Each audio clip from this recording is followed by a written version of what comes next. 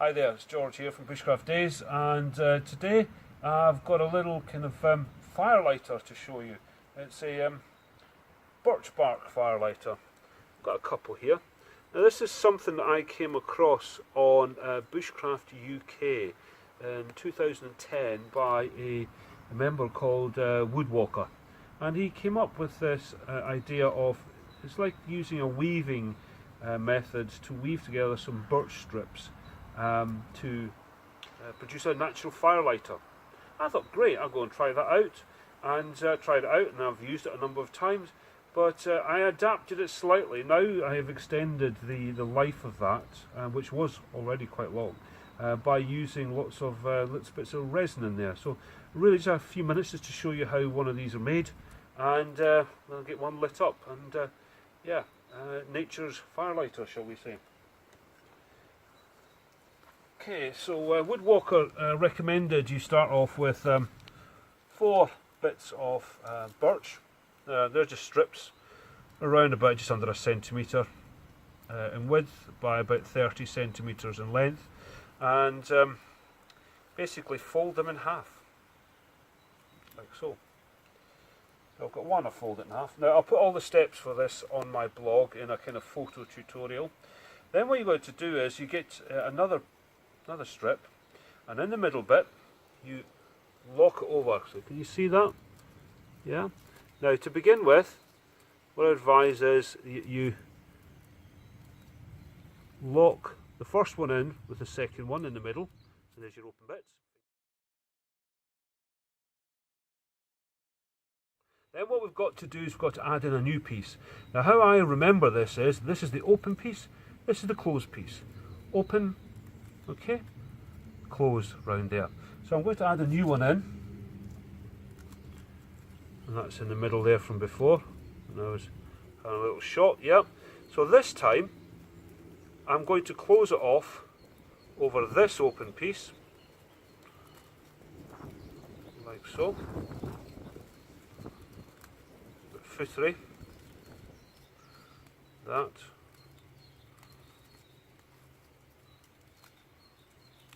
and there. Okay, so I've formed this shape now.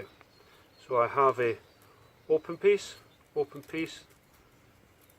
closed off.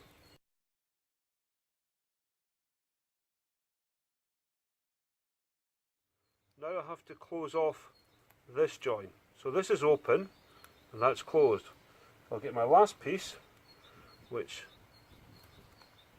I will then put over the open piece.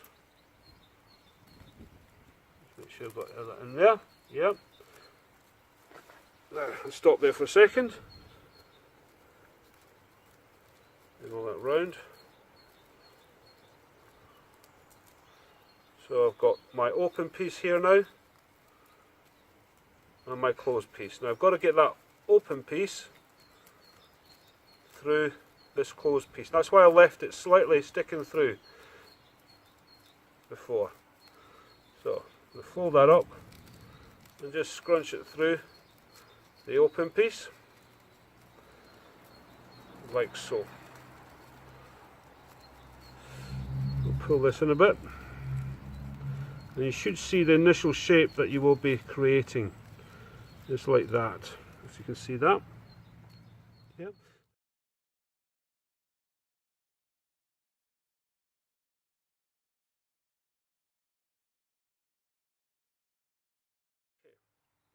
So the next thing we've got to do is we've got to build up these different layers, if you can see that.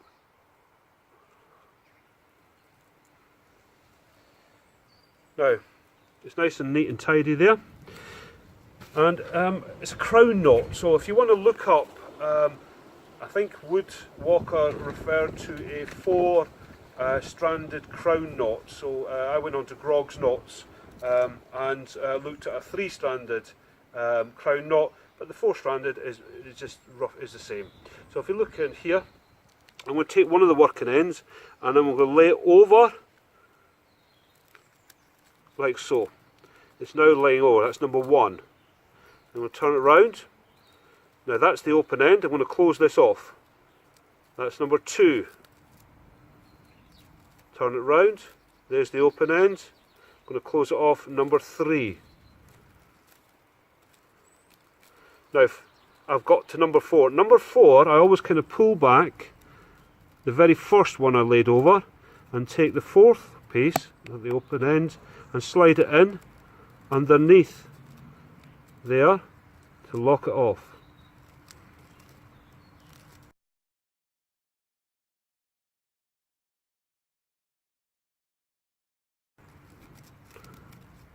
So pulling it through and making it nice and tidy.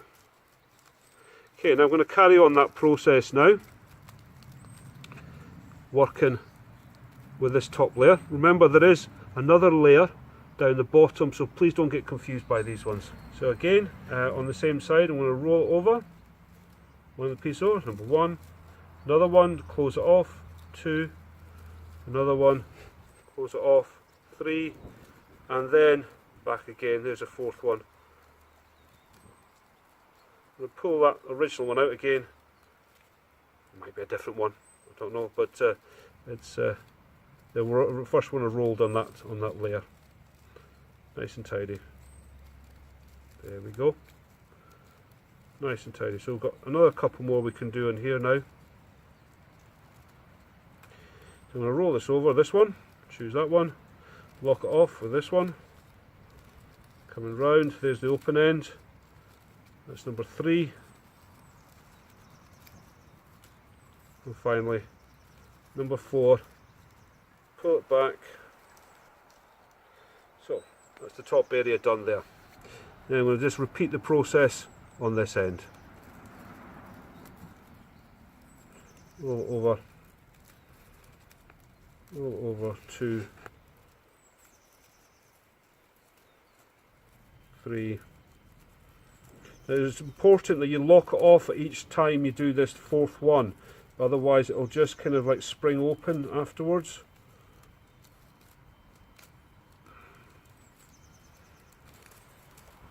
Let's open that up a bit and slide this under. So that'll do for the moment. So we'll look at that. It's all there. Now that will burn for a considerable period of time. However, let's make it a little bit longer lasting. Give it a leaf. What I've done is I've taken little bits of resin, which again I've just taken off a spruce tree with a stick, and so it doesn't harm the tree, and scraped it into a little bag, taken it home, and now I've just taken little bits of the resin in little clumps, and then I'm just going to pop them into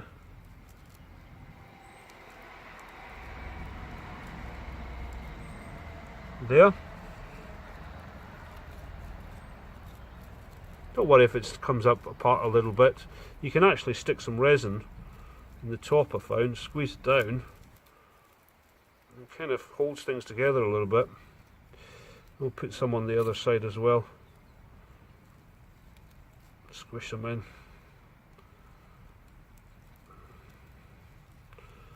I'll put a full tutorial on this on my bushcraftdays.com blog using pictures. Another one in there. So there you go.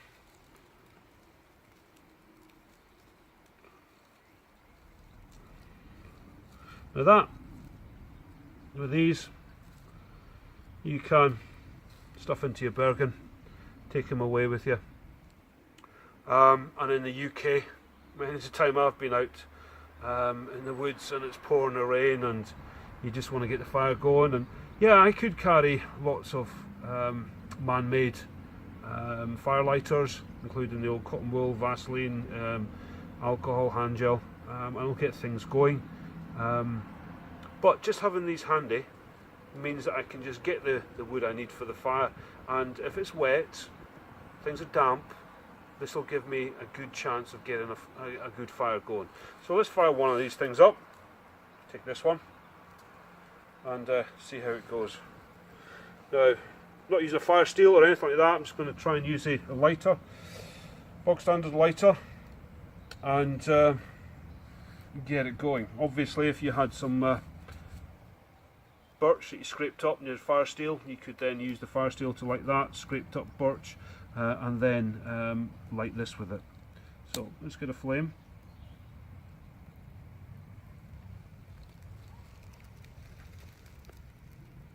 That's cut okay. I can still move this about, a little bit sticky, but you can see that's taken okay.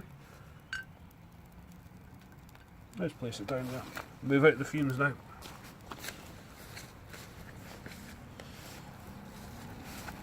Now, the local train's going past. Hoping on a Sunday it'd be a little bit quieter. That's really going now. You can see that the spruce resin is melting. The birch is still going well and is definitely lasting a lot longer than a couple of strips of birch would normally last.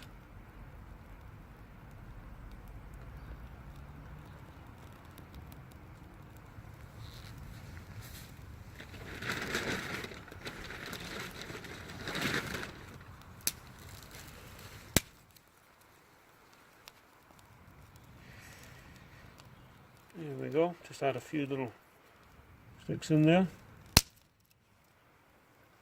See what she does. Big at the back.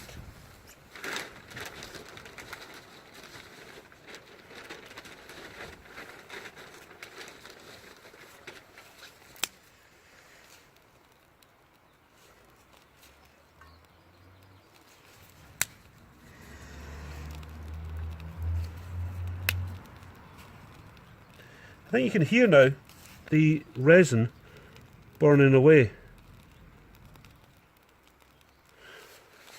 Just a tiny little crisscross lay on there.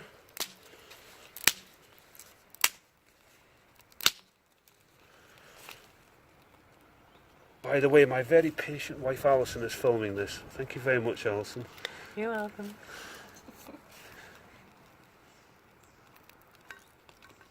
Smells amazing. That'll be the resin. Okay, we'll just let that be for a minute. So again, that's just 4 little pieces of birch and a few globs of spruce resin put together using a kind of weave, a kind of crown knot weave. I got the idea from Woodwalker of Bushcraft UK, the forum, BC UK, and go out there and try it yourselves, and you'll find that on a wet day, if you've got a few of these in your pack, you pop them out, everybody's going to start looking at you and going, what you got there? Okay, cheers now, bye.